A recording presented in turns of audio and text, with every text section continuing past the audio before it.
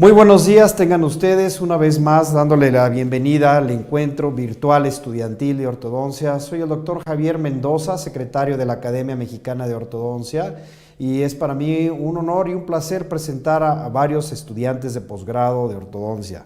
En esta ocasión tenemos aquí con nosotros al doctor Antonio Rabadán Martínez, que nos acompaña de la Universidad Popular Autónoma del Estado de Puebla, UPAEP, quien nos va a hacer la presentación de un caso de tratamiento de ortodoncia con el sistema Damon en pacientes clase 1 esquelética. Bienvenido, doctor. Muchas gracias. Nos da mucho gusto tenerlo por acá. Entonces, esperamos ver su presentación. El público en general puede hacer preguntas directamente mandando su pregunta al WhatsApp número 5523 196021. Así como también aquí en lo que es la pantalla del aula virtual, en la esquina superior derecha, les pedimos que anoten su nombre, su correo electrónico, muy importante si es posible, a quién va dirigida la pregunta y después la pregunta.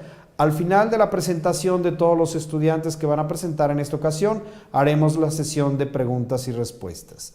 Sean bienvenidos nuevamente todos ustedes a esta aula virtual estudiantil de ortodoncia y le damos la cordial bienvenida a todos nuestros asistentes. Muchas gracias.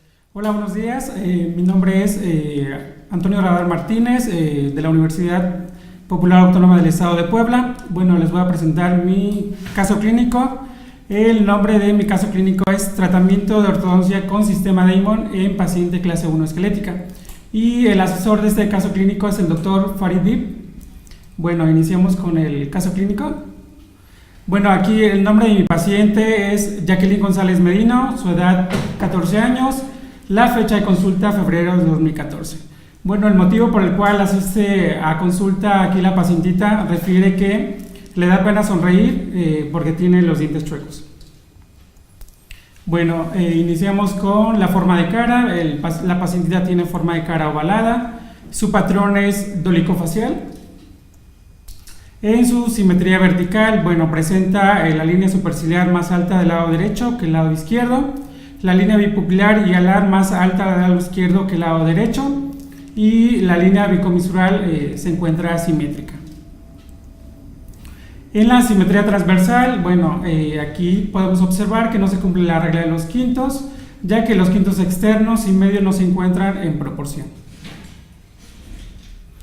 De ahí, en la fotografía de sonrisa, se observa la exposición del 100% de la corona clínica de los dientes superiores al sonreír, y además presenta corredores negros, así como la línea dental superior coincide con la línea media facial.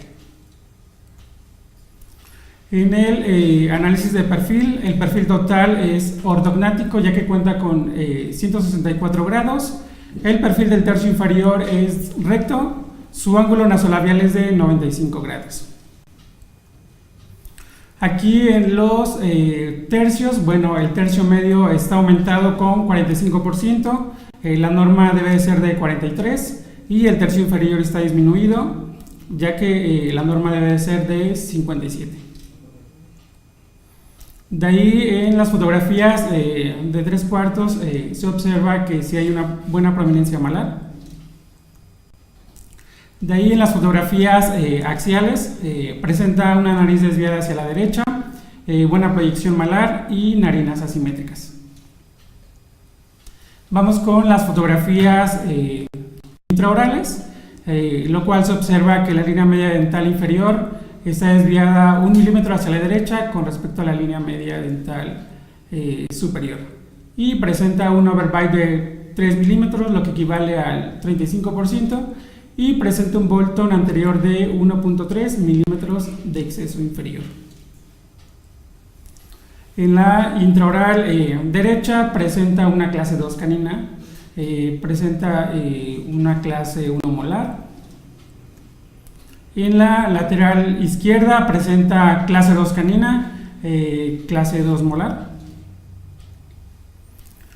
En la oclusal superior la forma arcada es cuadrada, también presenta una discrepancia de menos 10 milímetros, presenta giroversión múltiple, y además está colapsada aquí la arcada. En la arcada inferior es forma ovalada, su discrepancia es de menos 6 milímetros, la giroversión es múltiple. También tiene un overjet de 3.5 milímetros, una curva de speed de 1.5 milímetros la derecha, 2 milímetros la izquierda. Aquí observa la fotografía de los modelos, lo cual nos indica que no hay una buena concordancia de arcos. Vamos en las radiografías. Aquí en la radiografía panorámica se observa un buen trabeculado óseo, buena proporción corona-raíz, la presencia de terceros molares y senos neumatizados. Bueno, ya iniciaremos con el análisis. Bueno, aquí estamos identificando las estructuras óseas, estructuras dentales. Bueno, iniciamos con el análisis de Steiner, el cual nos arroja los siguientes resultados, indicando que existe una retrusión del maxilar, retrusión de la mandíbula, presenta una clase 1 esquelética. La posición de los incisivos están protruidos, tanto el incisivo superior como el incisivo inferior, y también presenta una protrusión labial del labio superior. De ahí nos seguimos con el análisis de Ricketts, lo cual nos está indicando que es una clase 1 dental en relación molar y clase 2 en relación canina. Además, su patrón de crecimiento es dolicofacial, presenta una protrusión del incisivo superior, tipo de crecimiento, pues dolicofacial. La posición de rama es retrognática y el cuerpo de la mandíbula se encuentra disminuido. Bueno, aquí en la lista de problemas, en dentales anteroposteriores presenta una clase 2 canina bilateral, una clase 2 molar del lado izquierdo, el incisivo superior está protruido, también el inferior está protruido. En esqueléticos anteroposteriores, bueno, existe una retrusión mandibular y una retrusión maxilar. En verticales dentales presenta una curva de speed de 2 milímetros, un overbite del 35%, lo que equivale a 3 milímetros. En esqueléticos verticales presenta, bueno, crecimiento vertical. En tejidos blandos el tercio medio está aumentado, el tercio inferior está disminuido y la línea superciliar, pupilar y alar están asimétricas. Bueno, seguimos con dentales transversales, lo cual la línea media dental inferior está desviada 1 milímetro hacia la derecha. La discrepancia dental de la superior presenta de menos 10 milímetros, en inferior presenta de menos 6 milímetros. En tejidos blandos transversales, bueno, aquí el paciente no cumple la regla de los quintos, presenta una desviación de la nariz hacia la derecha. Y en otros, bueno, en otros dentales presenta los gérmenes dentarios de los terceros molares, un Bolton inferior de 1.3 milímetros y además giroversiones múltiples. Bueno, aquí tenemos la serie fotográfica, además de también nos muestra las radiografías, tanto lateral como panorámica. Bueno, así es como llega nuestra pacientita. Bueno, ya en diagnóstico, pues la pacientita es una clase 1 esquelética con crecimiento vertical, incisivos tanto superiores como inferiores están retroinclinados y protruidos, presenta una clase 2 canina, tanto derecha como izquierda, presenta una clase 2 molar izquierda, tiene un perfil total ortognático recto, el patrón de crecimiento es dolicofacial, presenta un overbite de 3 milímetros, lo que equivale al 35%, un overbite de 3.5 milímetros. La discrepancia que presenta en superiores de menos 10 milímetros, en inferiores de menos 6 milímetros. un Bolton de 1.3 de exceso inferior, una curva de SPI de 2 milímetros de la derecha y 2 milímetros del lado izquierdo y 1.5 del lado derecho. Y el tercio medio está aumentado y el tercio inferior está disminuido. Bueno, aparte presenta gérmenes dentarios de los terceros molares. Aquí nuestro objetivo principal con esta pacientita es corregir la clase 2 canina bilateral, conservar la clase 1 molar derecha que presenta la pacientita y corregir esa clase 2 molar del lado izquierdo. Bueno, además de mejorar el overbite, corregir esas rotaciones que presenta la paciente, conformar arcadas y restablecer la línea media. Como ya les había mencionado que la línea media dental inferior está desviada hacia la derecha 1 milímetro. Bueno, aquí el tratamiento se opta por tratamiento solamente con extracciones de terceros molares, utilizar aparatología con sistema Damon y mi asesor me indica que podemos trabajar con torque estándar, ya que aquí la paciente presenta incisivos que se encuentran retruidos, así es que no tendríamos ningún problema de que se proinclinen. Bueno, ya a continuación nuestros avances. Después de la colocación, de hecho, después de que asistió a de hecho, eso es después de 4 meses de haberle colocado los brackets, el sistema Damon, torque estándar, y presenta aquí un arco 0.14. Seguimos. Esa es lateral derecha, lateral izquierda, arcadas. Seguimos con 14. De aquí colocamos cadena.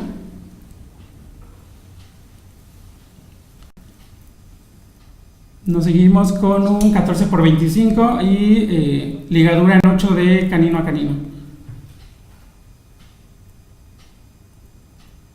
Aquí la concordancia de arcos, que es con una cera toda estación. Aquí lo hacemos con TMA.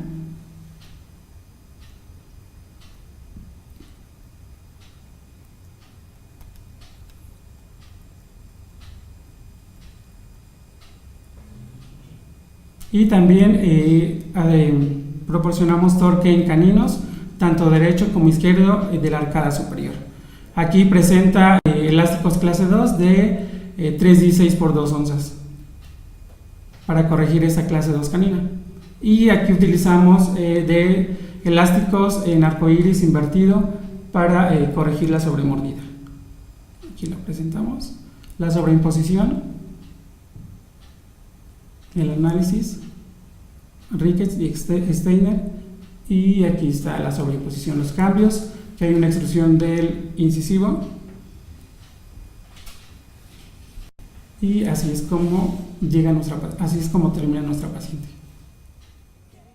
Gracias, muy amable doctor Rabadán por su presentación. Tenemos ahora aquí al doctor Ricardo Rodríguez Sánchez, que nos acompaña de la Universidad Intercontinental de la UIC. Muy buenos días, bienvenido aquí una vez más al encuentro virtual estudiantil de ortodoncia. En esta ocasión tenemos al doctor que nos va a presentar un caso clínico con el aparato de Forsus de la compañía 3M en pacientes clase 2, ¿de acuerdo? Muy bien, doctor, pues bienvenido aquí una vez más al encuentro virtual. Les repito, por favor, en la esquina superior derecha de la página se encuentra una parte donde pueden ustedes colocar lo que es su nombre, su correo electrónico. Por favor, les pido que coloquen a quién va dirigida la pregunta y después la pregunta. Al final de las transmisiones de todos los estudiantes, haremos la sesión de preguntas y respuestas, y también pueden enviarnos sus preguntas a lo que es el WhatsApp número 5523196021. Abajo en pantalla aparece también el número de WhatsApp a donde pueden ustedes enviar lo que vienen siendo sus preguntas. Muchísimas gracias, doctor Ricardo, por su presentación. Vamos a verla. Perfecto, muchas gracias. Muchas gracias. Muy buenos días. Como me presentó el doctor, soy el doctor Ricardo Rodríguez Sánchez y les voy a exponer o les voy a presentar un caso clase 2 en el cual usamos un Forsus. Es un caso de aprendizaje donde tuvimos varios aciertos, varios errores, pero bueno, esto va a ser bastante ilustrativo y vamos a poder aprender bastante de este.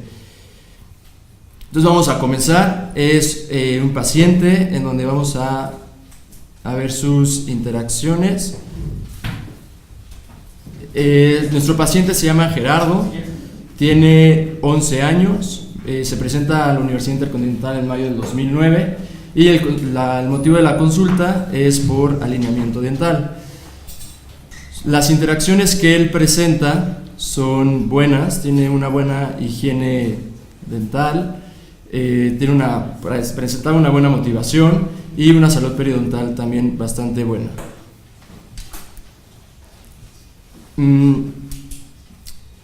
En cuanto a su perfil, a sus facciones, tiene una cara ovalada, es transversalmente simétrica, los tercios medios y el inferior están ligeramente aumentados, presenta labios competentes. Entonces aquí lo que nosotros hacemos es sacar la medida en esta zona y la medida la copiamos y vemos aquí una discrepancia. Entonces podemos decir que nuestro tercio medio está aumentado, igual lo mismo sucede en nuestro tercio inferior. Entonces regresamos y al momento de que nosotros le pedimos sonreír al paciente, muestra una sonrisa no franca, muestra el 30% de la estructura dental superior, el 10% de la estructura dental inferior y la línea media superior está desviada 1 milímetro a la derecha con respecto a la facial. También al momento de sonreír el paciente tiene una laterognasia de la mandíbula hacia la derecha, lo que hace que se presente nuestra clase 2 dental también del lado derecho. Regresamos vamos a ver nuestro perfil facial.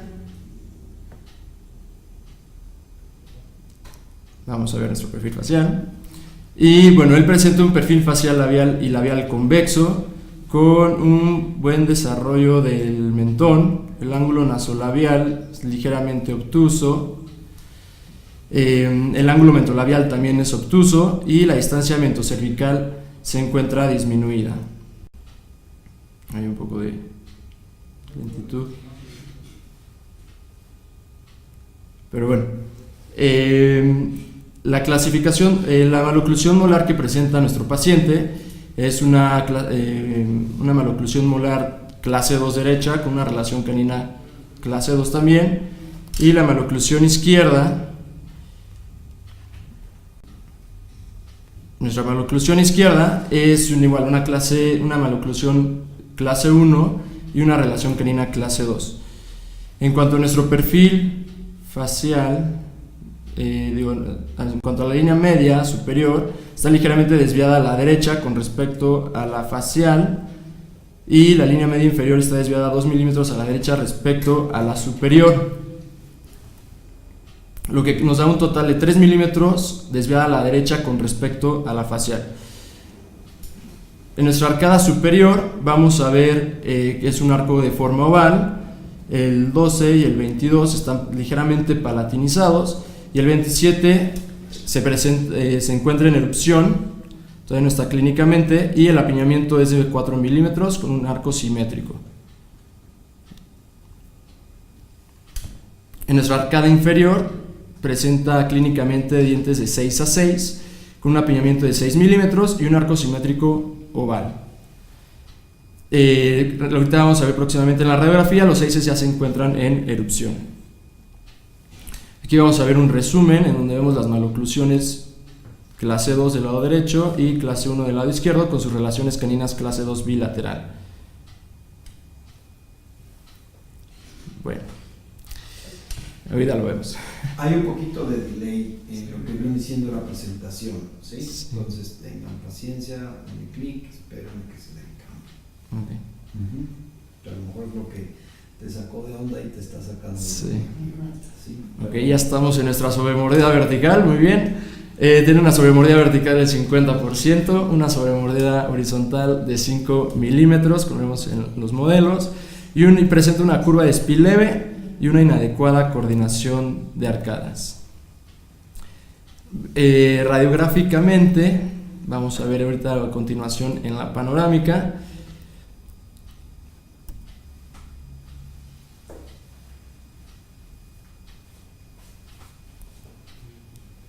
Ok, aquí viene ya la radiografía. Y panorámicamente vamos a ver un inadecuado paralelismo radicular con una ausencia de patologías óseas, la dentición permanente de 7 a 7, como les comentaba, los 7 inferiores clínicamente todavía no están presentes, pero ya se están encontrando en la erupción, y la formación de los 8 superiores, tanto como inferiores.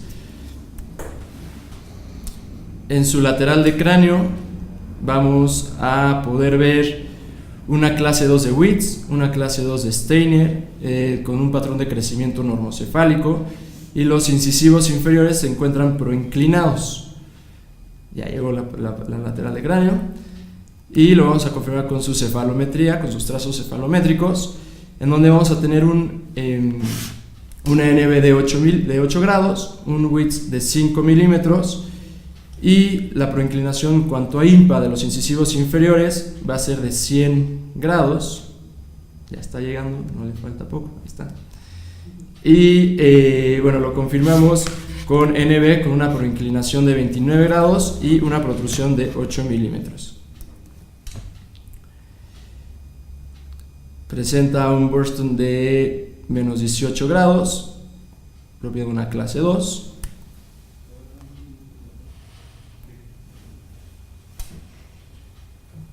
Y bueno, vamos a ver la lista de problemas tanto en su patrón facial como radiografía y patrón dental.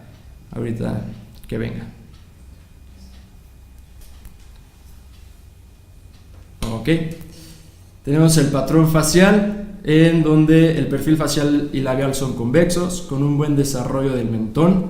El ángulo nasolabial está ligeramente obtuso, al igual que el mentolabial. Y la distancia mentocervical está disminuida con labios competentes.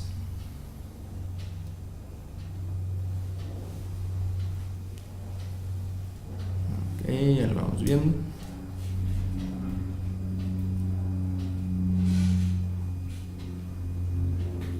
Ok. Radiográficamente vemos una clase 2 de Steiner, una clase 2 de Witz y un patrón de crecimiento normofacial. Está un poquito trabando, pero ahí viene.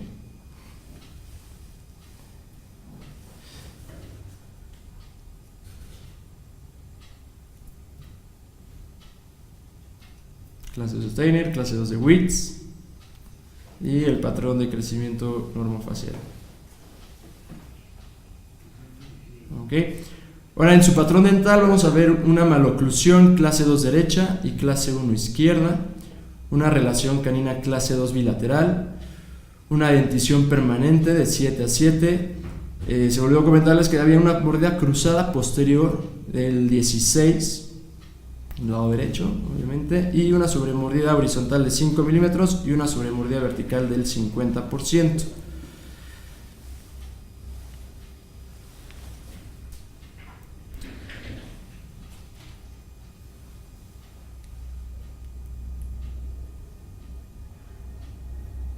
Ok, la línea media superior está desviada 1 milímetro a la derecha, la línea media inferior desviada 2 milímetros a la derecha, con la laterognasia, con respecto a la facial, va a ser 3 milímetros desviada a la derecha, una curva de SPI leve y una proinclinación de los incisivos inferiores.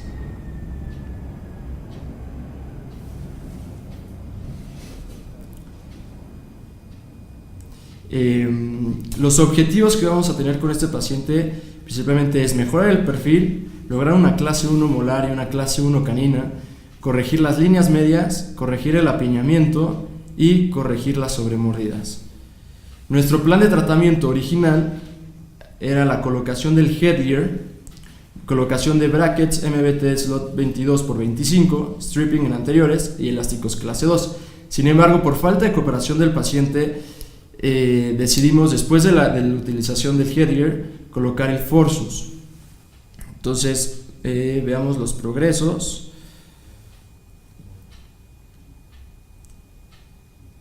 El headgear, ahorita vamos a ver, el paciente lo usó nada más lo usó 9 meses, y después de los 9 meses se decidió retirar el headgear y colocar el Forsus.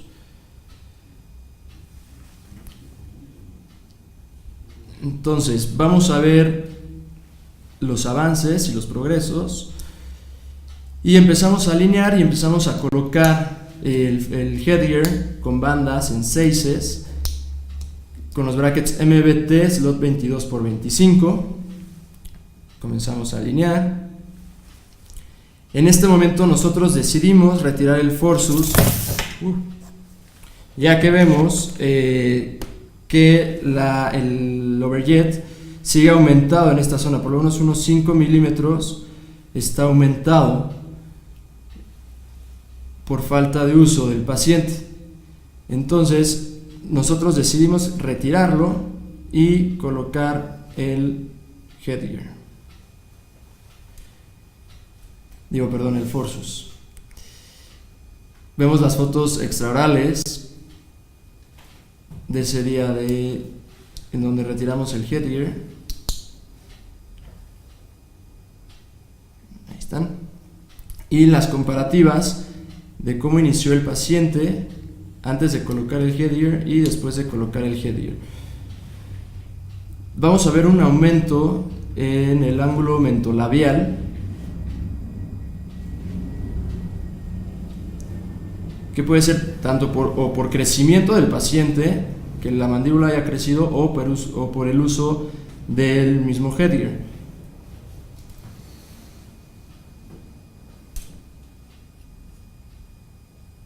Bueno, retiramos el headgear, colocamos un Forsus de la marca 3M.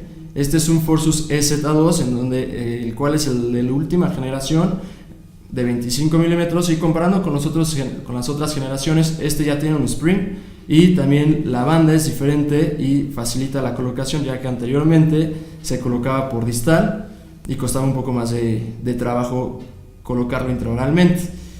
El headgear se coloca, el Forsus se coloca a distal del canino, y bueno, vamos a dejarlo ahí unas 4 citas, que sean 4 meses aproximadamente, y después de estas 4 citas nosotros ahorita retiramos el Forsus y vamos a observar una mejora en la relación canina y en la relación molar, sobre todo del lado derecho. Sin embargo, todavía sigue estando ligeramente en clase 2, pero bueno, la maloclusión, el overjet ha disminuido bastante. Para mejorar esta relación canina que tuvimos en el lado derecho, empezamos a usar elásticos clase 2 de los dos lados. Sin embargo, aquí tuvimos una recidiva bastante importante y nuestra relación canina del lado derecho se nos regresó a clase 2, y esto fue porque nosotros colocamos una cadena elástica colocamos una cadena elástica de 6 a 6, lo que hizo que perdiéramos anclaje tanto del molar como del canino y se nos comprimiera la arcada.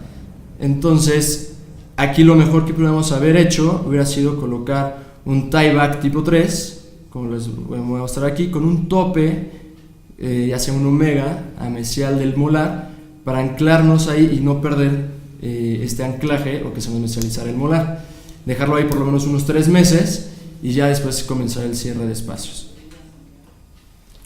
Pero bueno, vamos a ver ahorita cómo lo corregimos, y vemos nuestras fotos extraorales del día en el cual nosotros retiramos el Forsus, y vamos a ver la comparativa antes de colocar el Forsus y después de colocar el Forsus.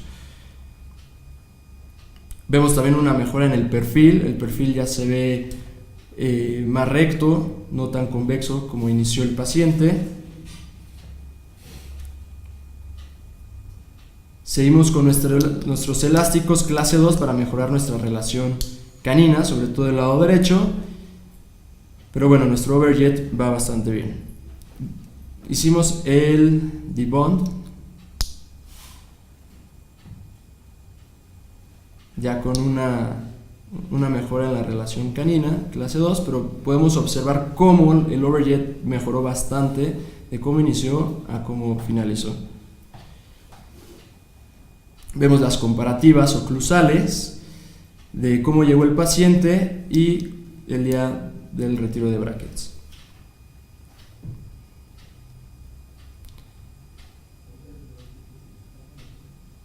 Las comparativas.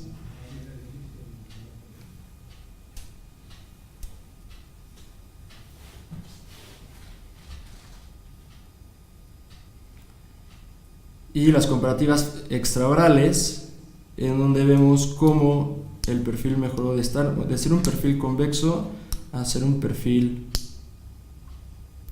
recto.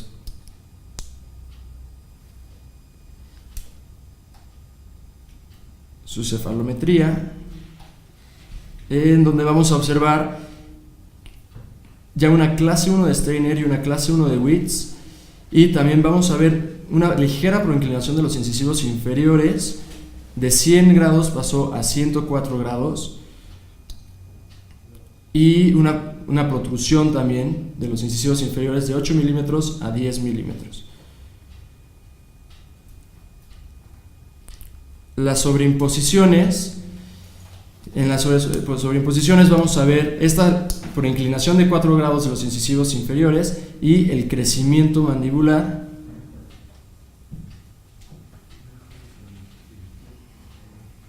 El crecimiento mandibular que tuvo el paciente con las otras sobreimposiciones. Vemos una intrusión del incisivo superior y la proinclinación de 4 grados del incisivo inferior. Y pues bueno, con esto terminamos y ojalá les haya servido de aprendizaje como nos sirvió a nosotros, y pues muchísimas gracias por su atención. Estudiantil de ortodoncia, quiero dar la bienvenida a la doctora Rosalba Almanza Nogués. Bienvenida, doctora, que nos acompaña de la Asociación Odontológica Mexicana para la Enseñanza e Investigación, AOMEI. Bienvenida, doctora, gracias nuevamente por estar con nosotros en este foro virtual estudiantil, y ella nos va a hacer la presentación de disyunción como tratamiento de ortopedia dentomaxilar a edad temprana. Muchas gracias, doctora, y quiero una vez más decirles que pueden ustedes enviar sus preguntas a través del WhatsApp al número 5523 19 60 21, y asimismo pueden, a través de la misma página, en la esquina superior derecha, pueden anotar su nombre, su correo electrónico. Muy importante que indiquen a quién va dirigida la pregunta, ¿sí? Y después la pregunta. Al final de la exposición de los estudiantes tendremos la sesión de preguntas y respuestas, y pues continuamos con la presentación de la doctora Rosalba. Le agradezco mucho, Rosalba, por estar acá con nosotros. Gracias. Bienvenida. Gracias. Muy buenos días. En nombre de la Asociación Odontológica Mexicana para la Enseñanza y la Investigación, damos las gracias infinitas por esta invitación a este encuentro virtual de posgrados de ortodoncia. Hoy hablaré sobre la disyunción como un tratamiento de ortopedia dentomaxilar a edad temprana. Mi asesor, el maestro José Antonio Villavicencio Limón. Empezaré por definir qué es una expansión. Expansión es la acción y el efecto de extender o dilatar sin dividir necesariamente la unidad de alguna de sus partes. En el sentido ortodóntico, esta expansión implica el aumento del tamaño de las arcadas, no necesariamente de la base apical. Esto se utiliza para la corrección de sobremordidas y para generar el acomodamiento de los dientes en mi arcada. La separación rápida del maxilar, háblese como disyunción, se realiza con el objeto de aumentar la dimensión transversal para corregir las mordidas cruzadas esqueletales, aumentando así al mismo tiempo el tamaño de la arcada.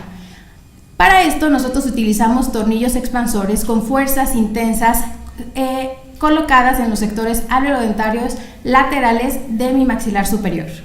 Debido a la magnitud de las fuerzas, esta no genera una inclinación en mis molares de anclaje, sino que estas fuerzas se aplican directamente abriendo la sutura medio-palatina, y por transmisión de fuerzas estimula todo el entorno sutural del maxilar superior. La expansión es una fuerza aplicada, la disyunción es una fuerza acumulada. La expansión es inclinación bucal de los sectores de los segmentos posteriores. La disyunción es el aumento de la dimensión transversal de mi maxila, generando el agradamiento de mi base maxilar. En esta imagen, citada por Melsen y Melsen, podemos observar los diferentes estadios de mi sutura medio-palatina en etapas de crecimiento y desarrollo, haciendo muy favorecedor a la etapa del pico infantil y el pico juvenil el hecho de nosotros realizar un tratamiento, ya que esta sutura generará menor resistencia. La disyunción puede utilizarse en pacientes que aún no han terminado su desarrollo maxilar. Este tratamiento se utiliza para corregir mordidas cruzadas esqueletales. Sin embargo, también se puede realizar en mordidas cruzadas anteriores leves. Haas menciona que podemos obtener un avance de 1 a 2 milímetros del punto A. En pacientes adultos ya será necesaria una disyunción quirúrgicamente asistida.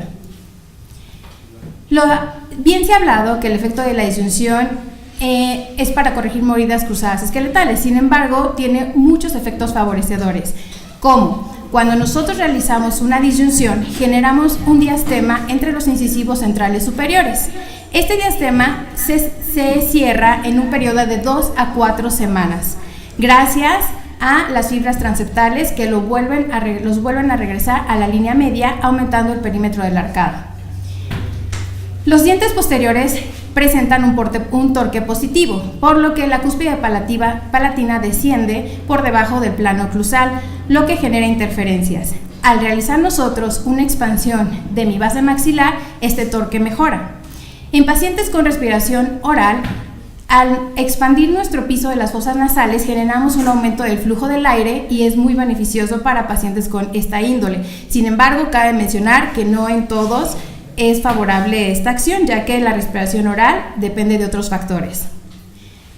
En la dentición temporal y la dentición mixta temprana se pueden llegar a corregir mordidas cruzadas anteriores gracias a la combinación de tratamientos y aparatos ortopédicos mecánicos, como lo es la máscara de protracción postero-anterior, la cual nos permite el avance del punto A en milímetros y también nos permite ir estimulando todo el entorno sutural para beneficios de perfil. Existen diferentes tipos de disyuntores, como es el tipo Haas, que es un acrilado apoyado en dientes y al proceso alveolar. La desventaja no permite la remodelación de la bóveda palatina.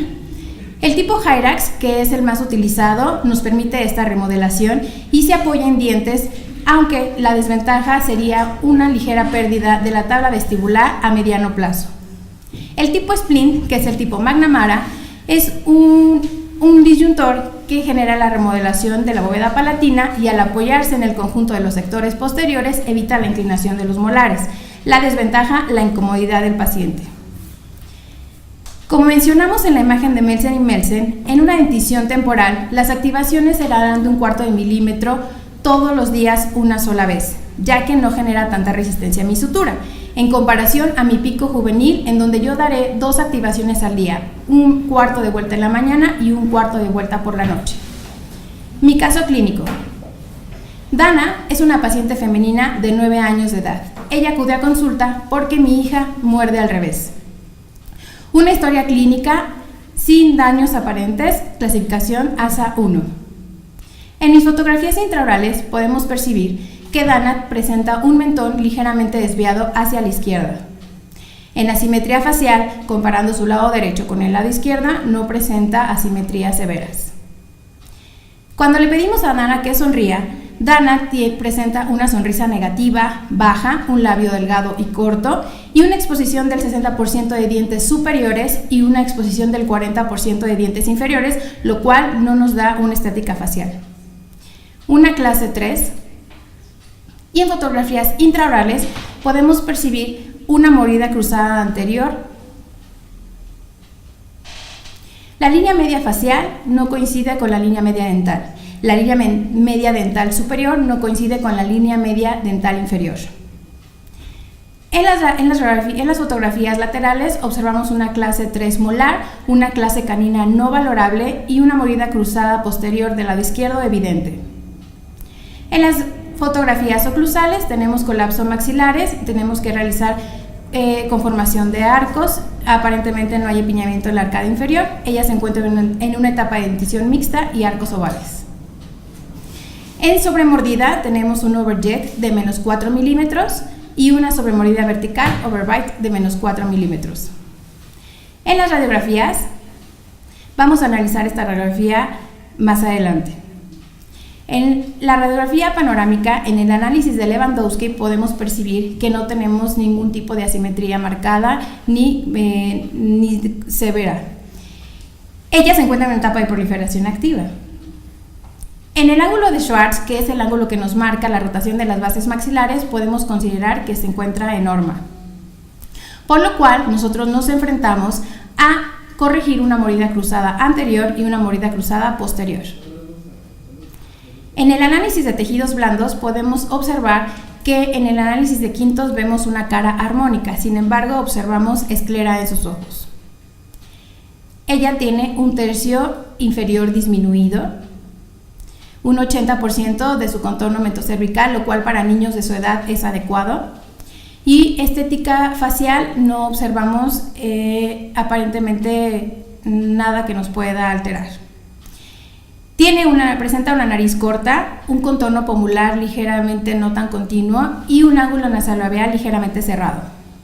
No tenemos gap, tenemos una carita corta y a pesar de que en muchos niños presentan problemas transversales, que en la gran mayoría presentan laterognasia, Dana presenta una lateroclusión, donde al analizar la radiografía posterior anterior en el análisis de Van Arschal podemos observar que el punto JR al punto JL, que es el punto que nos representa al maxilar, tiene una proporción menor a la ideal a una niña de su edad, haciendo una diferencia entre estas dos distancias. Con el antegonial derecho y el antegonial izquierdo podemos obtener que tenemos una diferencia de menos 10 milímetros, lo cual el tratamiento será disyunción.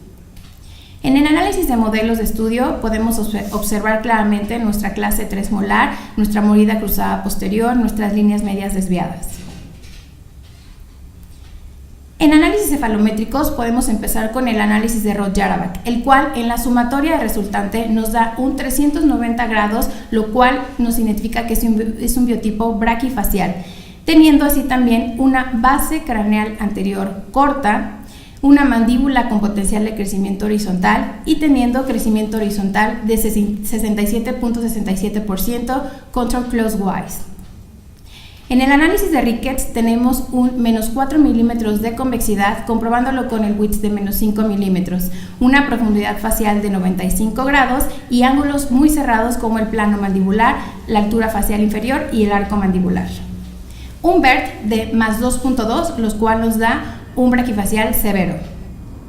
Por lo cual, conjuntando todo esto, el diagnóstico y cómo trataremos a nuestra paciente es una paciente femenina de 9 años de edad en crecimiento con clase 3 esqueletal, un biotipo braquifacial, incisivos superiores retroclinados extruidos, incisivos inferiores proclinados, clase 3 alveolar, clase 3 dental y overjet negativo de menos 4 milímetros contra un overbite de 4 milímetros.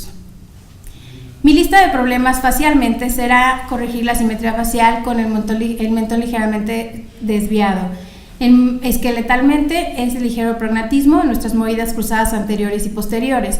Funcionalmente ella tiene curvas de compensación, presenta interferencias por lo cual no tiene lateralidades y ausente guía canina. En todos estos objetivos, aparte de descruzar, será eliminar mi clase 3 dental, monitorear mi clase 3 esqueletal, funcionalizarla, madurar el plano oclusal y una terapia física. Por lo cual, mi ruta crítica fue la colocación de un tornillo disyuntor de 9 milímetros tipo Hyrax con activación de 2 veces al día. Una vez realizada la disyunción, se combina con la máscara de protracción con ligas clase 3 de 12 onzas por lado. Una vez descruzada la mordida, se revalorará. En mi BTO podemos predecir qué es lo que yo quiero que pase en mi paciente, que principalmente será generar una guía anterior. Estas son mis fotografías iniciales antes descritas. Esta es la aparatología de laboratorio con mi tornillo tipo Hyrax. Esta es la colocación de la máscara de protracción. La colocación de la máscara de disyunción a los 15 días. Mi disyunción generada como el efecto que mencionamos a la apertura del diastema. En la fotografía superior podemos observar el tratamiento a los 8 días y en la fotografía inferior el tratamiento a los 15 días. 15 días después de disyuntar.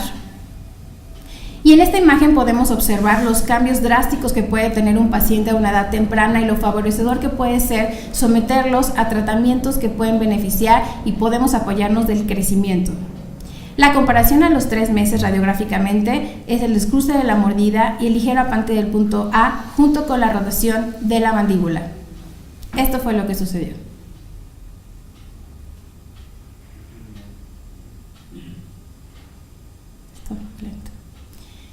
Si nosotros realizamos una disyunción a un paciente con mordida cruzada posterior y mordida cruzada anterior, lo descruzamos, pero ¿qué nos hará definir que podemos seguir utilizando la máscara de protracción? El perfil. Si el tercio medio de mi paciente aún está deprimido, nosotros podemos continuar con el uso de esta máscara.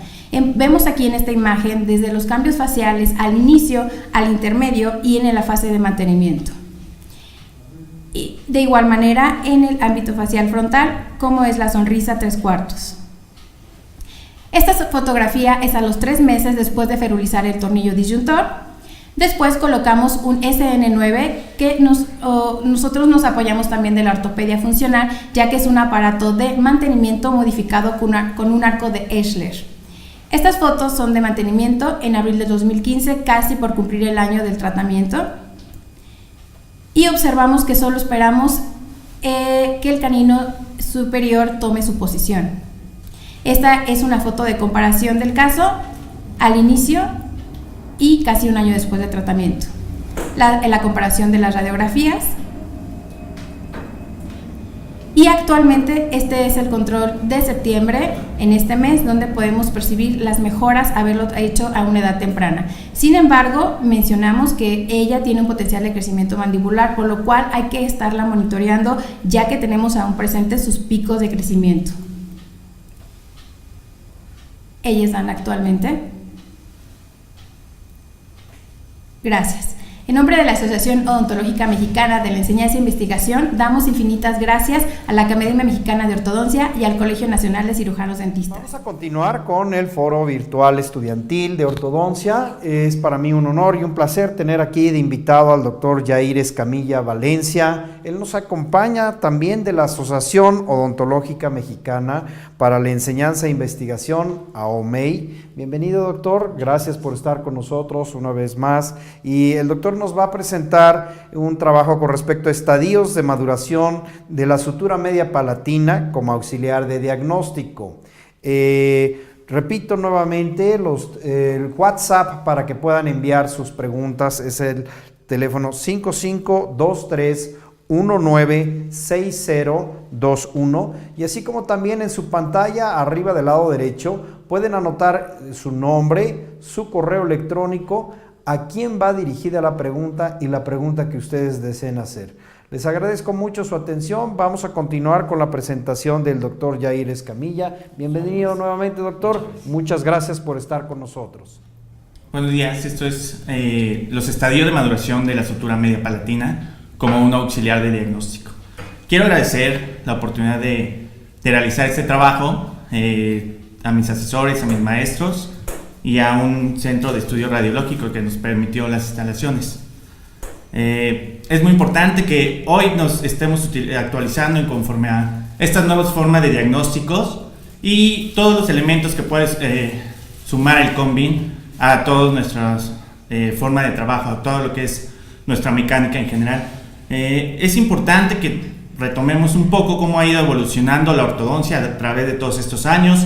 Mecánicas muy complejas, aparatologías que han ido eliminándose poco a poco, pero durante esta última década ha habido un crecimiento importante, un gran desarrollo acerca de los materiales inteligentes, materiales que son muy nobles con los tejidos. Incluso con la aparición MEL se refiere que la aparición de estas técnicas y específicamente del anclaje esqueletal ha permitido que pacientes que eran completamente quirúrgicos hayan sido tratados de una forma menos invasiva. Incluso ha permitido esto que pacientes que tienen compromiso periodontal hayan tenido menos problemas por estos avances que ha habido en la tecnología. Y esta tecnología no es únicamente en la parte de materiales, también ha participado en todos los elementos de diagnósticos, ha permitido una evolución y que se den todos estos elementos, tanto en modelos, fotografías digitales que permiten ver o cuantificar volumen, pero hoy día tenemos una herramienta muy importante que es el CONBIN.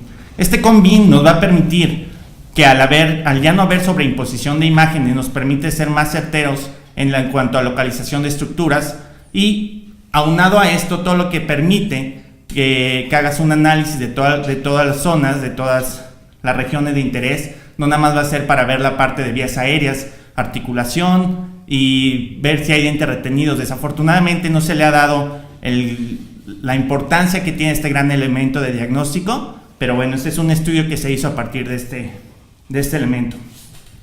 A lo largo de la historia hemos visto que muchos de los diagnósticos en sentido transversal para resolver los problemas transversales se hacían meramente en modelos de estudio, que esos eran la forma en la que se evaluaban los resultados. Hoy día ya tenemos lo que es el CONBIN, que permite ver elementos como una dehiscencia, una fenestración, todo en este sentido transversal, pero ha aparecido lo que son los elementos finitos, que permiten experimentar y ver el comportamiento de las estructuras sin causar daño en algún paciente.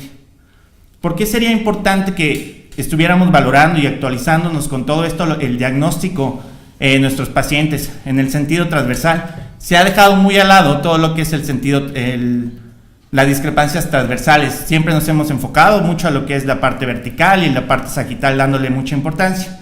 Y el sentido transversal no se le ha dado la misma importancia. La doctora Will lo que ha hecho es una investigación muy importante donde empezaba a enseñarnos cómo es que esas discrepancias en sentido transversal, al tener por ejemplo un maxilar colapsado y una mandíbula de forma muy amplia, muy grande de tamaño, siempre puede haber esas compensaciones. Por eso es que ellos llegaron a la conclusión en esta investigación que una mordida cruzada, el que haya una mordida cruzada o no, eso no es garantía de que no haya esta discrepancia esqueletal. Siendo así, muy difícil que tú diagnostiques de forma adecuada si no utilizas todos los elementos, incluso uno para el sentido transversal. ¿Cuál sería la respuesta en sentido periodontal? ¿Por qué hoy tenemos esa gran apertura multidisciplinaria con las demás especialidades? Porque sabemos que tiene gran injerencia en cuanto a lo que es los problemas periodontales. Cuando estamos hablando que tenemos una relación transversal, cúspide-fosa, en sentido transversal, cuando tenemos una relación que sería ideal, tendríamos que estar viendo que lo ideal sería que un paciente tenga esta relación, pero cuando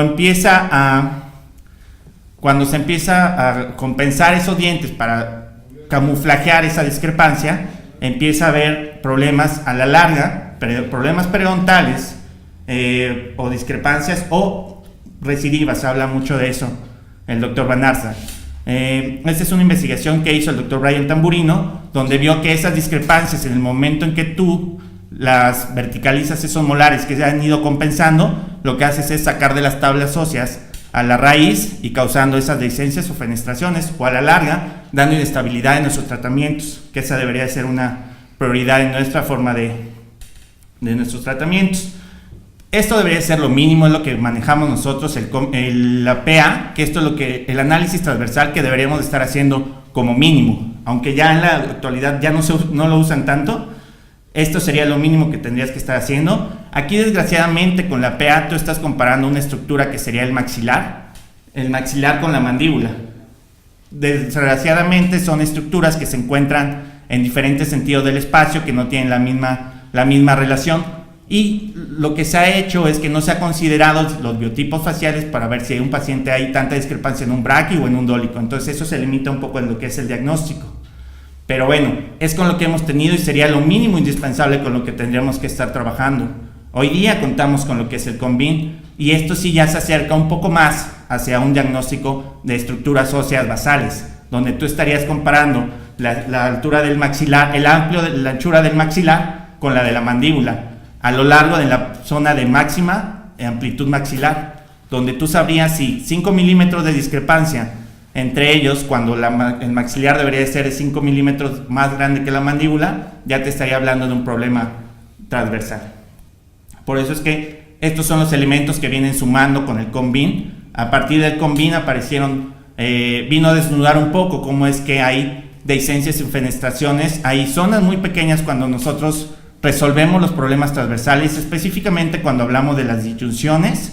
El problema es que tenemos muy poco margen de error para nosotros ampliar y hacer esa disyunción, esa fractura del maxilar, y si causamos un torque excesivo en los molares, por cualquier mecanismo que tengamos, podemos causar esas dehiscencias y fenestraciones porque tenemos muy poco margen de campo para trabajar en estas zonas. Son de 1.2 a 8 milímetros estas zonas donde nosotros podemos proclinar y causar esas dehiscencias y fenestraciones. Cuando estamos hablando de una expansión lenta, con mayor razón tenemos muy limitado nuestro rango de acción, donde tendríamos que estar limitándonos a tener un diagnóstico acertado cuando es disyunción o cuando es expansión. Pero hay otro tema importante aquí, cuando tiene que ser de forma asistida. Aquí el mayor problema con una disyunción asistida es que hay mucha recidiva cuando se manejan parámetros muy poco de disyunción. Tendría que ser de 8 o 9 milímetros una verdadera disyunción para que no haya tanta recidiva. Entre más disyunción se hace, la doctora Masako habla que no hay tanta recidiva. Por eso es que es muy importante que manejemos el diagnóstico acertado y la diferencia entre estos tres métodos de tratamiento. Siempre nos hemos manejado por índices. ¿Por qué no pensar que cuando queremos encontrar a nuestro paciente si puede ser candidato a una disyunción asistida o una expansión o una disyunción, ¿por qué no pensar en un índice de un remanente de crecimiento, una digitopalmar, por ejemplo? Bueno, aquí McNamara lo ejemplifica de forma muy precisa. McNamara habla de pacientes que tienen osificación pacientes clase 3, que tienen osificación de sus suturas circunmaxilares, y en el momento de que ellos pensarías que todavía ya no van a tener ese remanente de crecimiento, todavía hay un gran potencial, por lo cual se cruzan las mordidas y fracasan los tratamientos. Entonces, esto quiere decir que la edad cronológica no está determinando el remanente de crecimiento o la osificación. Esto es decir, que las estructuras que nosotros conocemos durante el nacimiento, lo que es el viscerocráneo y el neurocráneo, tienen que tener características diferentes y tienen que ir desarrollándose a diferentes velocidades. La mandíbula, la estructura mandibular, por ejemplo, osifica al primer año de vida. Hay otras que van a osificar hasta la séptima o octava década de vida. Por eso es que no podemos esperar que con una digitopalmar podríamos estar esperando si hay remanente, puesto que la osificación no tiene nada que ver con el remanente de crecimiento. ¿Cómo es que se da la osificación para efectos de nuestra disyunción? Tendríamos que estar viendo que es una posición en la sutura media palatina, la posición de espículas, en donde van a aparecer apósitos de materia orgánica y de hueso que se van a ir fusionando poco a poco. De esta forma, la osificación se va a llevar desde la parte posterior hacia la parte anterior. Así es la forma en la que osifica la sutura. Esto es inherente hacia nuestro tratamiento. Melsen, la persona más referenciada en cuanto se habla a forma de clasificación de las suturas, habla que en una sinostosis ya se lleva a cabo a partir de los 18 años de edad, hablando de que un paciente menos de 18 años podría ser candidato a una disyunción ortopédica convencional, pero bueno, él limitó mucho sus estudios. Durante estos años ha ido progresando esta investigación y Thielander, por ejemplo, lo que él hacía era ver por medio de radiografías, ver si se podía ver si había osificación o no de la sutura media palatina. Esto sería diferente a lo que hoy hacemos, utilizar una radiografía para ver si se hizo la disyunción o no, sino que aquí lo que él hacía era ver si había osificación o no de la sutura. De hecho, lo que él hacía era que sus estudios en monos, rhesus, él veía si ya se había podido hacer la disyunción y qué estructuras circunmaxilares tenían influencia en esta disyunción. Farouk habla de que diferencias entre sexos, entre hombres y mujeres, cómo se iban presentando, cada vez se iba ampliando. Con microtomografía Barbel, él ya habla que desde la etapa más superior ya empieza a osificar hacia la parte más inferior de la bóveda palatina. Y Kulaf te habla de cuál es el espacio con las suturas.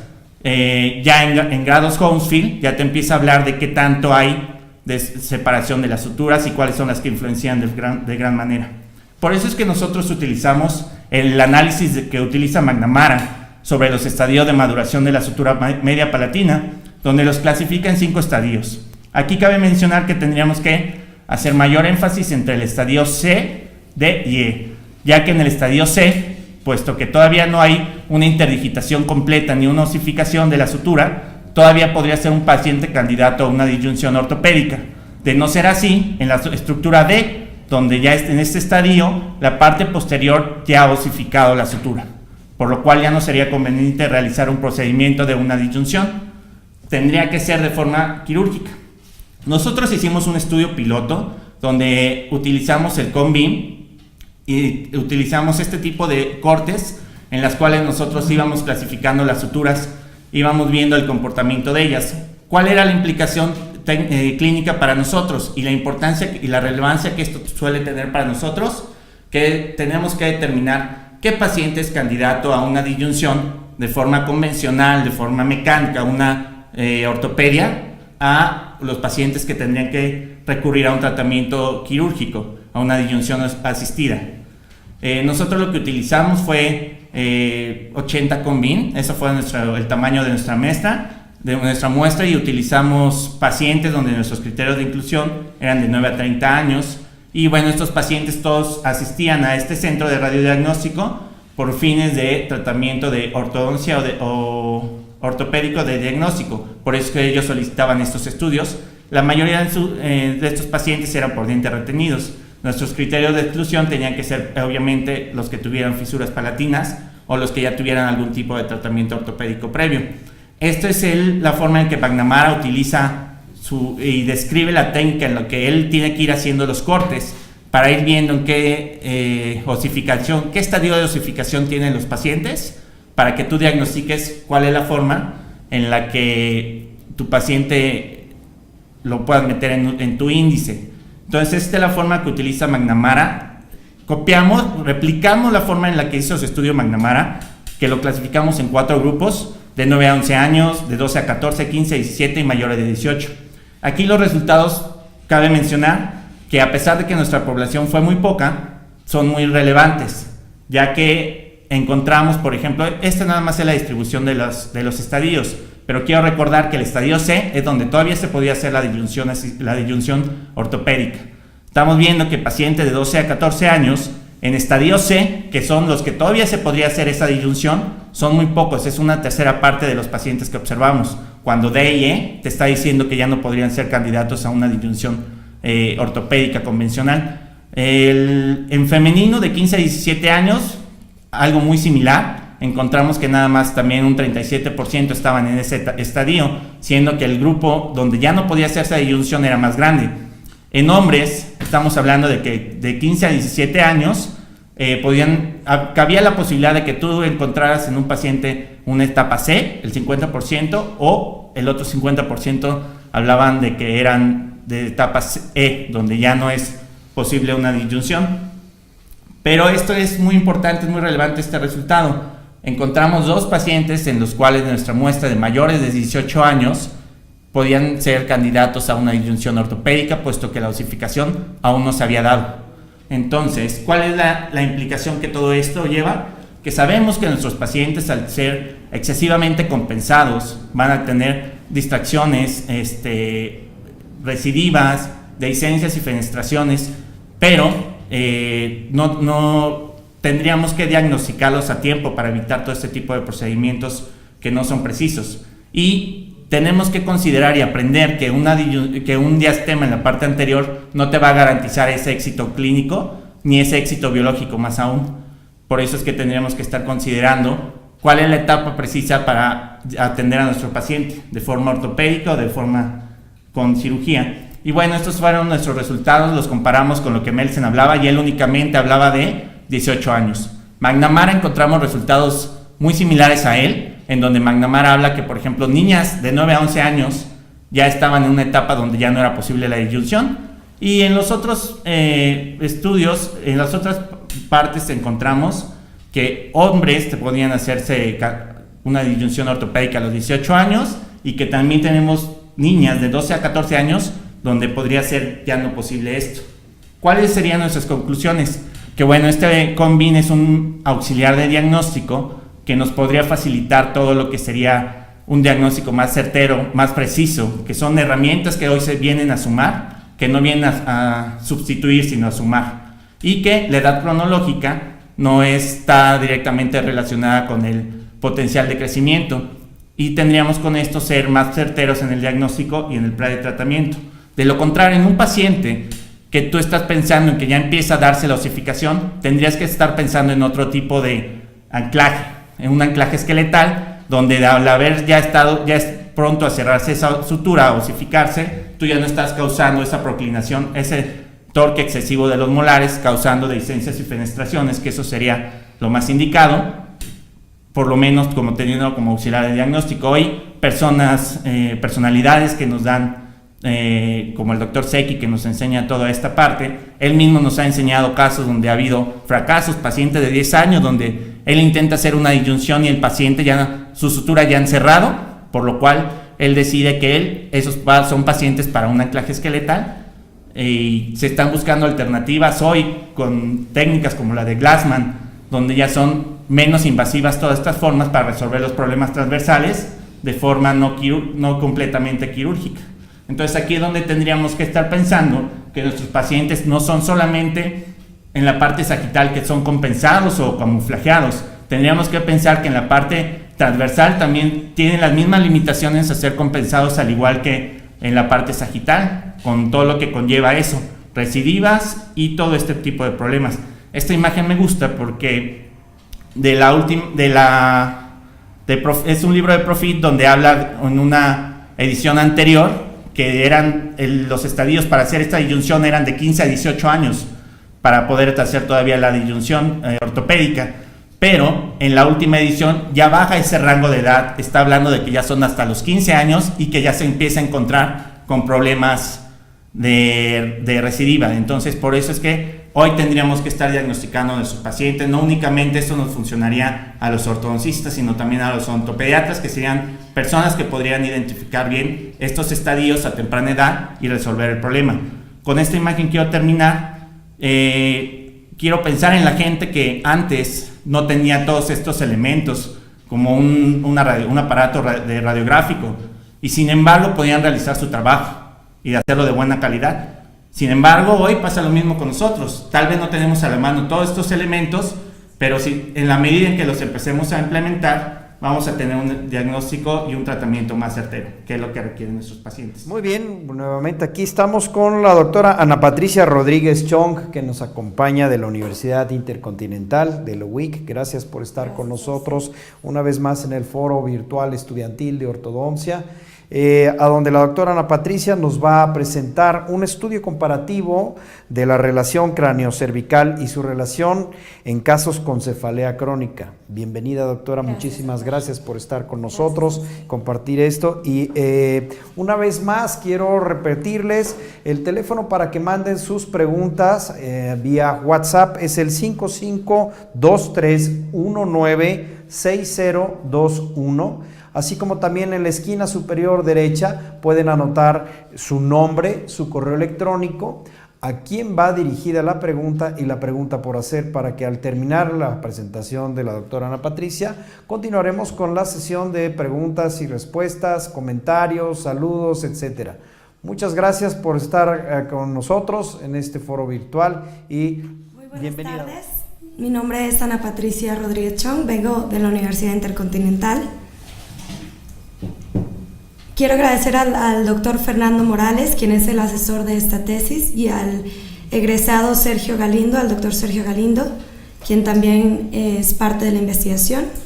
El siguiente estudio fue realizado dentro de las instalaciones de la Universidad Intercontinental y se titula Estudio comparativo de la relación cráneo-cervical de la cabeza en relación con los casos de cefalea crónica.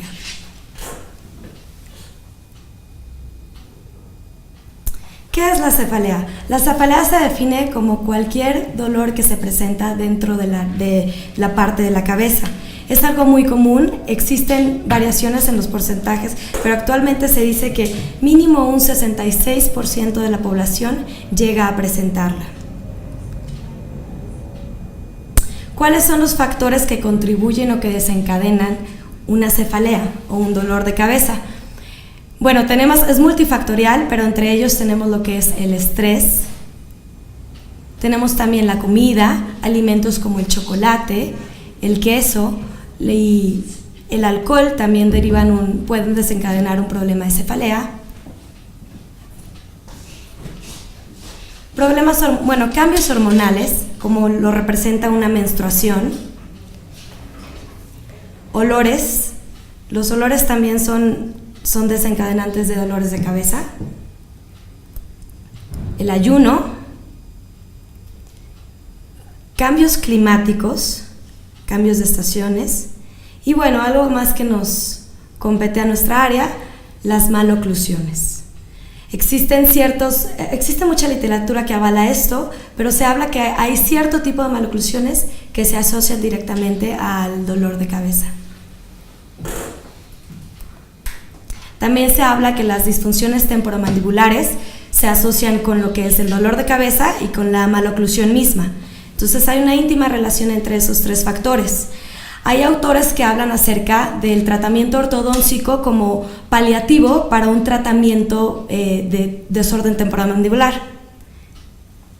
Y por el contrario, existe literatura que nos habla acerca de cambios en la articulación que nos pueden derivar en una disfunción de la articulación a lo largo de un tratamiento de ortodoncia o a consecuencia de un tratamiento de ortodoncia. Todas estas son diferentes tendencias. Existe una clasificación de los dolores de cabeza. Voy a presentar a continuación los principales. La principal y la más común es la migraña. La migraña se caracteriza por ser un dolor de cabeza más frecuente en mujeres y es en la zona frontal. Es un dolor pulsátil y, bueno, esto se debe a una anomalía en el sistema nervioso autónomo. Tenemos también lo que es la cefalea tensional, que este en particular también se asocia mucho a los problemas de articulación. Es también más frecuentemente en las mujeres. Es una presión, es una opresión lo que se siente y se refleja mucho en la parte del cuello, sobre todo se empiezan a marcar estos puntos gatillos dentro del cuello.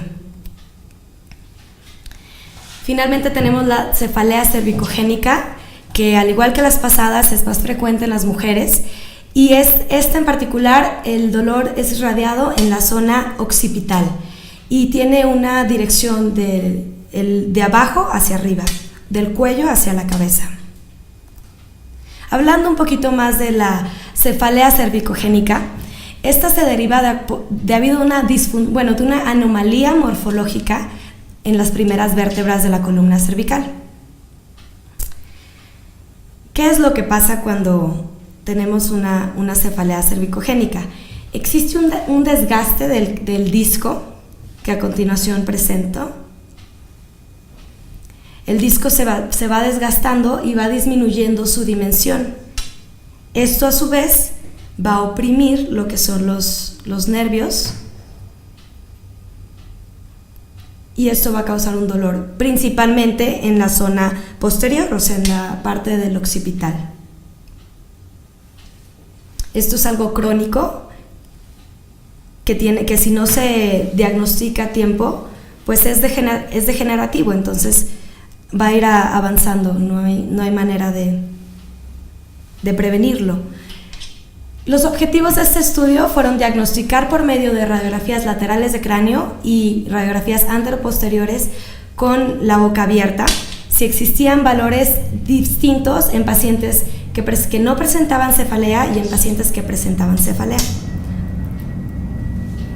A continuación voy a presentar las hipótesis. La primera hipótesis fue que existe una diferencia estadísticamente significativa entre la lordosis, es decir, la curvatura normal de un paciente sin cefalea a una con cefalea, y que existe en los pacientes con una cefalea tensional va a haber una rectificación de esta lordosis.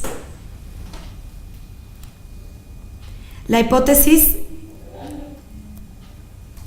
nula es la negación de lo anterior. La hipótesis 2 es que existe un desplazamiento de las masas laterales anteroposteriormente en la cefalea cervicogénica. Esto debido al desgaste y a la misma rectificación de la curvatura que se presenta. La hipótesis nula es su negación. Y finalmente la hipótesis 3 es que existe una diferencia significativa, estadísticamente hablando, acerca de entre la distancia intercervical entre el CO y C2 en la cefalea cervicogénica particularmente. Dentro de nuestros materiales y métodos se utilizaron, como ya mencioné, radiografías laterales de cráneo, radiografías anteroposteriores con boca abierta, hojas de trazado, un calibrador electrónico, reglas de trazado, un eatoscopio y una bitácora de datos. Nuestra muestra fueron pacientes de la Universidad Intercontinental, fueron 15 pacientes por grupo, 3 grupos en total. El primer grupo no presentaba cefaleas, el segundo presentaba cefaleas ocasionales y el tercero cefaleas crónicas. ¿Cómo definimos la cronicidad? El grupo control, como ya mencioné, era sin cefalea. El grupo de cefalea ocasional presentaba un número menor a 180 episodios de dolor de cabeza al año y el grupo crónico mayor a 180. Dentro de nuestros criterios de exclusión se excluyeron a los pacientes menores de edad y a los pacientes que todavía se encontraban en crecimiento. La metodología de nuestro estudio fue primero hacer una historia clínica en donde se detectaban trastornos temporomandibulares o problemas, dolores de cabeza. Se tomaron las radiografías ya antes mencionadas. La radiografía anteroposterior se tomó con una angulación de 30 grados hacia arriba la cabeza para poder observar mejor el C1 y C2. Y bueno, realmente con estas radiografías lo que se buscaba era valorar la curvatura cervical, medir esta distancia entre vértebra y vértebra para saber si había un cambio y también si había un desplazamiento en sentido anteroposterior. A continuación voy a explicar cada uno de los trazados. Primero se hizo un trazado en la radiografía anteroposterior, en donde se trazó el inferior de las masas laterales del C1 y se midieron los espacios intercervicales entre el C1 y C2. En la lateral de cráneo, siguiente, se trató de medir la profundidad de la columna cervical. Esto se hizo por medio de dibujar una línea de la apófisis odontoides al C6. Se midió también la angulación cráneo-cervical. Se tomó en cuenta el plano MacGregor que va de la espina nasal posterior a la parte más inferior del occipital. Esto con referencia a el centro de la apófisis odontoides, el borde inferior hasta el borde inferior del cuerpo del C2. También se midió la distancia con respecto al plano MacGregor nuevamente del occipital y el occipital de las vértebras, la C1 y la de la C0 a C1 y de C1 a C2. Y finalmente se midió la angulación entre las vértebras C1 y C2. Sabemos que, como ya previamente se explicó, en pacientes que presentan cefaleas cervicogénicas, esta angulación se ve afectada. ¿Cuáles fueron los resultados de este estudio? En este estudio se utilizó un análisis de variante ANOVA, se utilizó un análisis de prueba Fisher y una prueba de Tukey.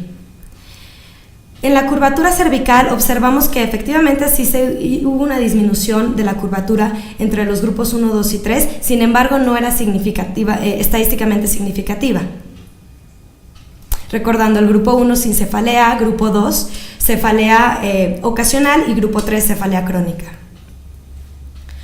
Los resultados con respecto a la angulación lateral, aquí sí hubo un aumento en la angulación lateral entre los grupos y se determinó que entre el grupo 1 y 3 sí era estadísticamente significativa.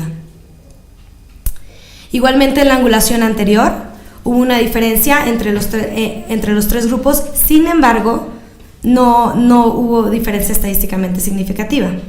Y finalmente, entre la distancia de C1 y C2, también sí hubo una reducción, y aquí la diferencia estadísticamente significativa únicamente fue entre el grupo 1 y el grupo 3, o sea, sin cefalea y con cefalea crónica.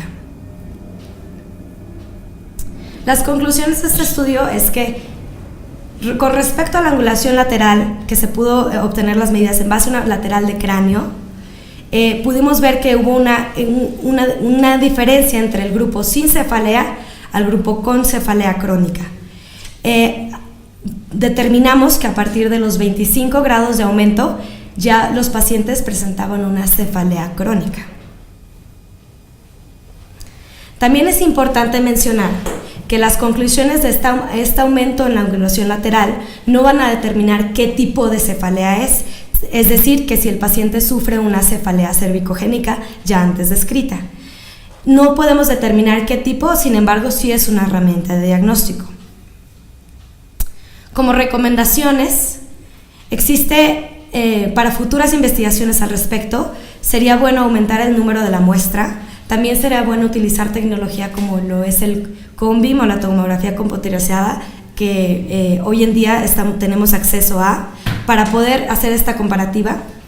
Y bueno, también lo ideal sería tratar de diferenciar los tipos de cefalea para determinar una relación. Y la aplicación clínica de este estudio, de acuerdo a los resultados obtenidos, es que por medio de la herramienta tan rutinaria como es la lateral de cráneo, y de bajo costo y de fácil acceso para el paciente, podemos ver estructuras más allá de dientes, maxilar y mandíbula. Si observamos este puede ser un método de herramienta auxiliar para determinar un problema de cefalea y a su vez poderlo referir con alguien más, y bueno, finalmente va a ser beneficio del paciente. Muchas gracias. Muchas gracias. Estoy por leer algunas preguntas que nos han llegado. Aquí primero que nada tenemos que manda saludos María de Jesús Rodríguez Pardo, también manda saludos Norma Ortiz Estrada, y también manda saludos Alfredo Ayala Suárez. Vamos a empezar con algunas preguntas que hemos recibido y las voy a leer conforme van llegando y divididas por cada uno de los doctores. Aquí hay unas preguntas para el doctor Rabadán, Antonio Rabadán Martínez. Pregunta, ¿por qué el sistema Damon en lugar de otro sistema? Bueno, aquí en este caso elegimos sistema Damon porque no queríamos hacer extracción en el paciente. Presentaba un apiñamiento de 10 milímetros, 10 milímetros en arcada superior y 6 milímetros, menos 6 milímetros en arcada inferior, lo cual era buena candidata para utilizar sistema Damon y no hacer extracciones. Además nos ayudaba mucho su perfil porque tenía un perfil total ortognático recto. Correcto. Otra pregunta, ¿qué ventajas dio el sistema Damon? Lo que pudimos observar, existió desarrollo transversal de la arcada superior, su perfil sí mejoró, bueno, de hecho está un poquito convexa, pero no se ve nada mal la paciente, de hecho tiene un perfil agradable y pienso que fue una buena opción aplicar sistema Damon en este pacientita. Otra pregunta, ¿hay diferencia en tiempo de tratamiento con el sistema Damon en comparación con otra técnica? Sí, con el sistema Damon todos sabemos que es autoligado, lo cual hay desarrollo transversal más rápido a comparación con otras técnicas. Tal vez ustedes lo pudieron observar en el desarrollo transversal de las arcadas. Otra pregunta es, ¿qué slot tienen los brackets Damon? Slot 022. Correcto. Vamos a continuar con otras preguntas para el doctor Ricardo Rodríguez Sánchez. Pregunta al doctor, ¿se puede utilizar el Forsus en paciente clase 3? Ahí existe un forsus inverso, pero principalmente el forsus está diseñado para pacientes clase 2. Correcto. Otra pregunta, ¿existe alguna sintomatología en la articulación temporomandibular por el uso del forsus? Actualmente no se ha descrito. Lo que hace es una distalización del molar superior y una mesialización de la parte anterior inferior. Y otra pregunta más es, ¿se puede utilizar el forsus de manera unilateral o colocar forsus de un solo lado? Sí, se puede utilizar el forsus de manera unilateral. Por ejemplo, si en un caso que tienes una clase 2 nada más del lado derecho, puedes colocar el forsus del lado derecho nada más sin tener que utilizar el otro lado. Correcto. Tengo otras preguntas para la doctora Almanza. Mencionan aquí la Alma Alberta Albavera. Doctora, soy de Querétaro. ¿La misma paciente tuvo algún cambio de actitud con el tratamiento? Correcto. Sí, efectivamente hubo gran cambio. Ella ingresó a la clínica con una actitud muy negativa, no tenía cooperación y no le gustaba sonreír. Generalmente su sonrisa era sin mostrar sus dientes. Y al terminar el tratamiento, inclusive en febrero, me comentó que ya hasta se había casado en la escuela. Entonces prácticamente mejoró bastante. Aquí hay otra pregunta del doctor Ricardo Nava para la doctora Rosalba Almanza. ¿Cuál fue la respuesta de los padres del paciente al observar el cambio facial en su hija?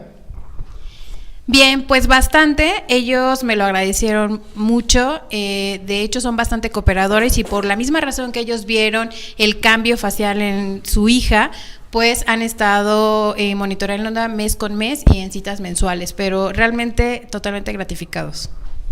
Correcto. Otras preguntas para la doctora Almanza ¿existe alguna edad límite para la disyunción?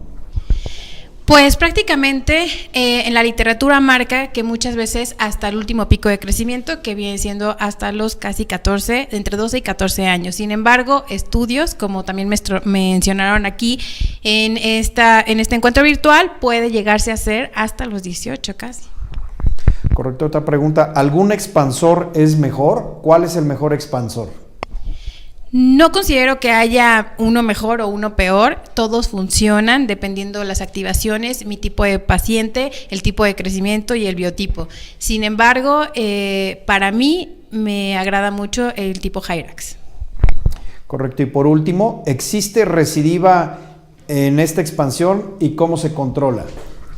Sí existe una recidiva y por lo mismo nosotros tenemos que sobretratar al momento de hacer una disyunción.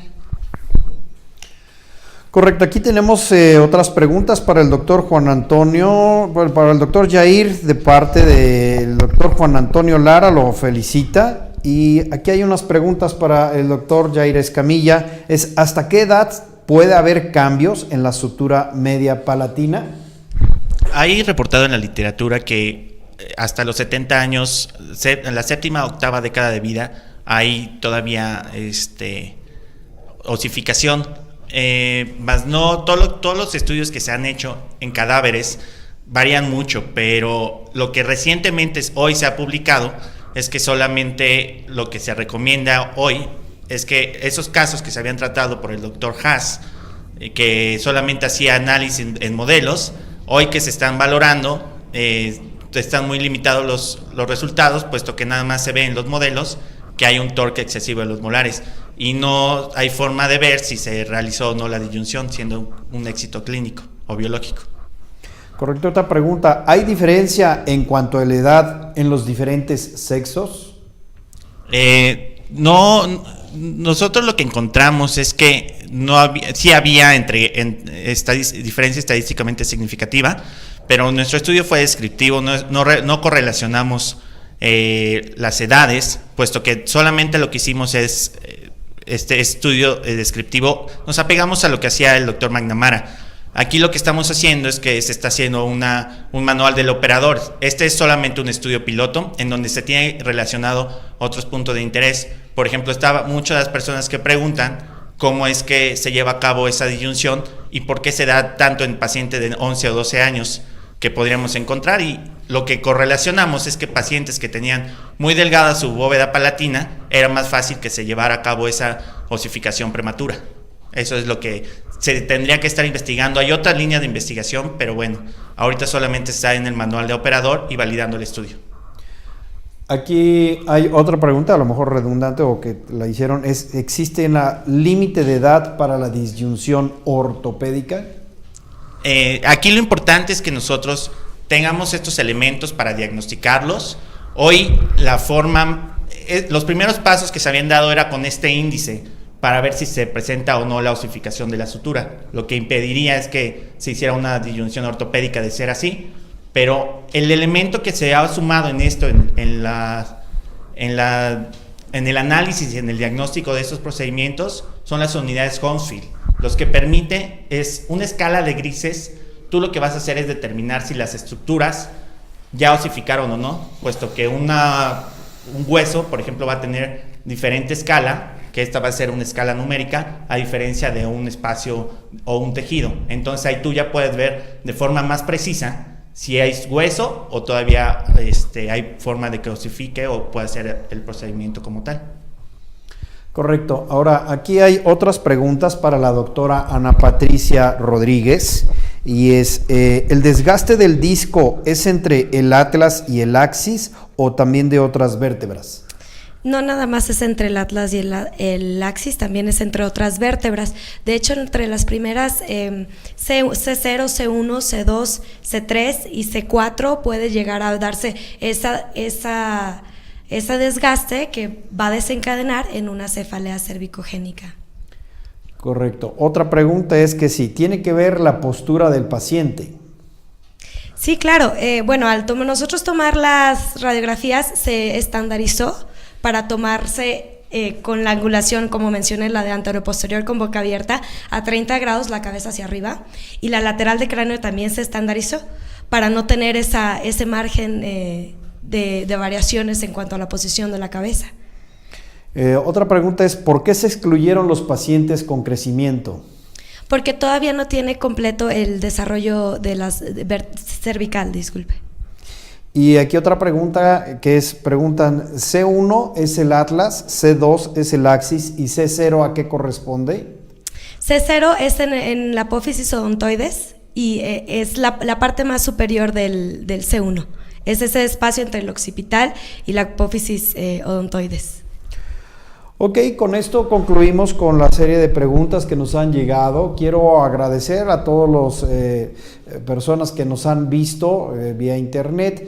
Les recuerdo que esto podrán verlo en la misma página del Colegio Nacional de Cirujanos Dentistas, próximamente en la repetición de lo que son los casos que se han presentado y todo lo que hemos presentado. Y también me informan que próximamente podremos ver todos estos programas a través de YouTube.